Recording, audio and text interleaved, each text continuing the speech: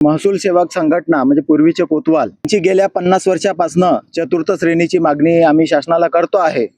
परंतु शासन अजूनही त्या गोष्टीला उदासीन आहे. म्हणून आज आम्ही हा बंड पुकारलेला आहे की शासनाने आम्हाला चतुर्थ श्रेणी देण्यात यावी. आणि ते का देण्यात यावी? कारण कोतवालांची नियुक्ती म्हणजे आजचा महसूल सेवक याची नियुक्ती साजावरती असून गाव पातळीवरतीलच कामं करण्याकरिता आहे. परंतु प्रशासन आमच्याकडून त्या साजा व्यतिरिक्त आणि गाव पातळी व्यतिरिक्त कामं करून घेतात. निवडणुकीचे कामं आहे, गौण खनिज आहे, नदीवरती ड्युटी लावणे आहे, असे अन्य कामं आमच्याकडून प्रशासन करून घेतात.